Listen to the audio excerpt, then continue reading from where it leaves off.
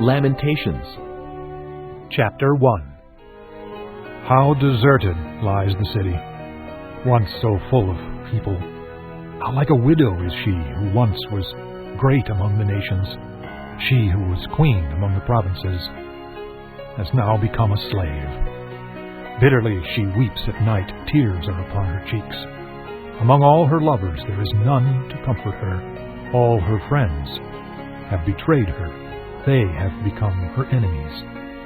After affliction and harsh labor, Judah has gone into exile. She dwells among the nations. She finds no resting place. All who pursue her have overtaken her in the midst of her distress. The roads to Zion mourn, for no one comes to her appointed feasts. All her gateways are desolate. Her priests groan, her maidens grieve, and she is in bitter anguish. Her foes have become her masters. Her enemies are at ease. The Lord has brought her grief because of her many sins. Children have gone into exile, captive before the foe. All the splendor has departed from the daughter of Zion. Her princes are like deer that find no pasture. In weakness they have fled before the pursuer. In the days of her affliction and wandering, Jerusalem remembers all the treasures that were hers in days of old.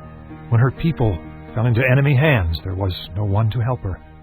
Her enemies looked at her and laughed at her destruction. Jerusalem has sinned greatly, and so has become unclean. All who honored her despise her, for they have seen her nakedness. She herself groans and turns away. Her filthiness clung to her skirts. She did not consider her future. Her fall was astounding. There was none to comfort her. Look, O Lord, on my affliction, for the enemy has triumphed. The enemy laid hands on all her treasures. She saw pagan nations enter her sanctuary, those you had forbidden to enter your assembly. All her people groan as they search for bread. They barter their treasures for food to keep themselves alive. Look, O Lord, and consider, for I am despised. Is it nothing to you, all you who pass by? Look around and see. Is any suffering like my suffering that was inflicted on me, that the Lord brought on me in the day of his fierce anger? From on high he sent fire, sent it down into my bones. He spread a net for my feet and turned me back. He made me desolate, faint all the day long. My sins have been bound into a yoke. By his hands they were woven together. They have come upon my neck, and the Lord has sapped my strength. He has handed me over to those I cannot withstand. The Lord has rejected all the warriors in my midst. He has summoned an army against me to crush my young men. In his winepress, the Lord has trampled the virgin daughter of Judah. This is why I weep, and my eyes overflow with tears. No one is near to comfort me, no one to restore my spirit.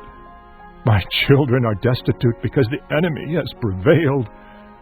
Zion stretches out her hands, but there is no one to comfort her. The Lord has decreed for Jacob that his neighbors become his foes. Jerusalem has become an unclean thing among them.